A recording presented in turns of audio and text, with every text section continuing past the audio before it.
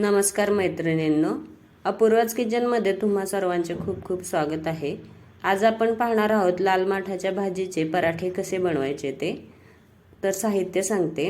लाल माठाची भाजी घेतली आहे मी इथे। देठ वेगळे केलेत आणि पानं वेगळी केली आहेत। तुम्ही देठासकट सुद्धा घेऊ शकता। गव्हाचे पीठ, मीठ, लाल तिखट, जिरेपूड आणि ओवा घेतला आहे। चला तर मग रेसिपी बघूया।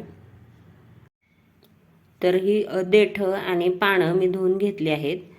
देठ सुरीने कापून मिक्सरमध्ये त्याची चांगली पेस्ट करून घेऊया।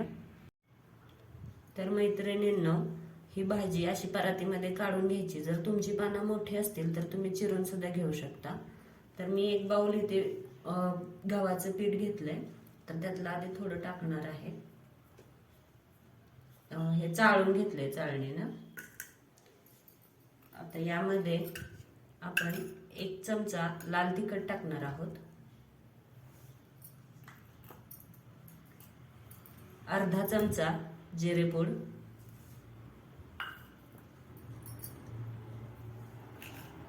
चवीनुसार मीठ,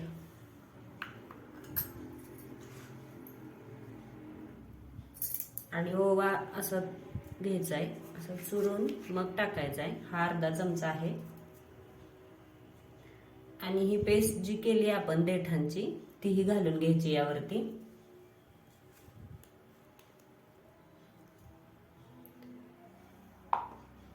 आणि यामध्ये आता लागलं असं पीठ घ्यायचं। शक्यतो नाही लागत, पण लागलंच तर तुम्ही घेऊ शकता। हे असं सगळं एकजीव करून घेऊया। तर मैत्रिणींनो, मला थोडंसं पीठ लागलं यामध्ये। आता याला थोडंसं तेल लावून आपण 5 मिनिटांसाठी ठेवून देऊया।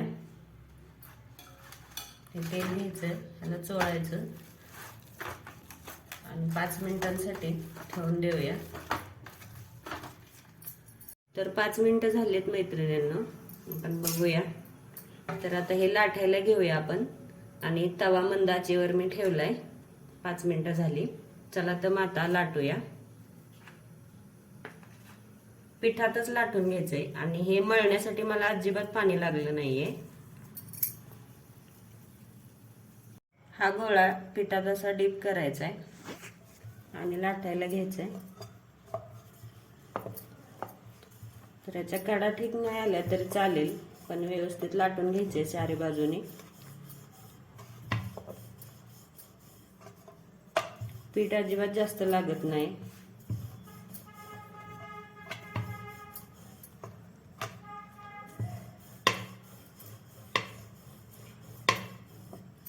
तर आता हा गोल दिसण्यासाठी आपण हा असं कापून घेऊया।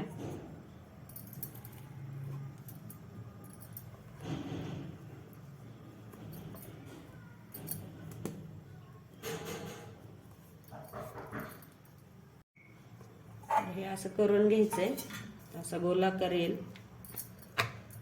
तर त्यासाठी आता भाजण्यासाठी तव्याला आधी तेल लावून घेऊया। तुम्ही तेलाऐवजी तूप सुद्धा वापरू शकता। अगदी थोडंसं वापरायचंय सुरुवातीला।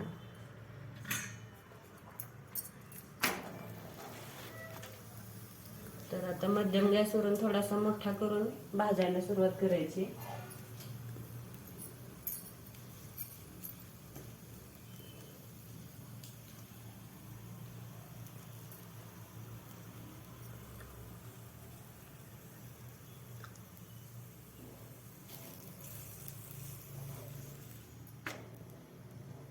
तवा तापला नाहीये, तर पहिला भाजसपर्यंत मी इथे दुसरा लाटत आहे।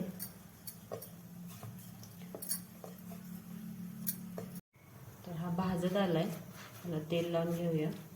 दोन्ही बाजूने तेल लावायचे आपल्याला। तुम्ही तूप वापरत असाल तर तूप।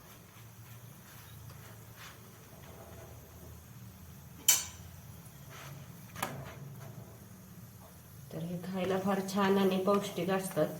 काही जणांना लाल माठाची भाजी आवडत नाही, तर त्यांसाठी हा चांगला पर्याय आहे।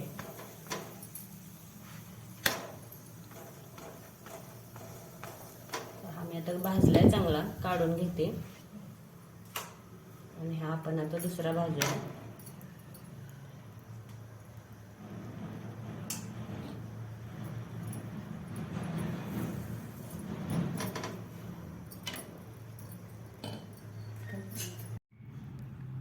तर मैत्रिणींनो, लाल माठाच्या भाजीचे पराठे तयार आहेत. तर तुम्ही याला टोमॅटोच्या सॉससोबत किंवा हिरव्या चटणीसोबत सुद्धा खाऊ शकता. आणि याला बनवताना तुम्ही त्यामध्ये चण्याचं डाळीचं पीठ आणि 2 चमचे बारीक रवा असं टाकून सुद्धा बनवू शकता. त्याने सुद्धा फार चविष्ट होतात हे. तर लहान मुलांसाठी नक्की एकदा करून बघा. आणि तुम्हाला जर चव आवडली तर माझ्या चॅनेलला लाईक करा, शेअर करा आणि सबस्क्राईब करा. थँक्यू. शिवम, पराठे कसे झालेत रे? पराठे छान झालेत. नक्की का? हो.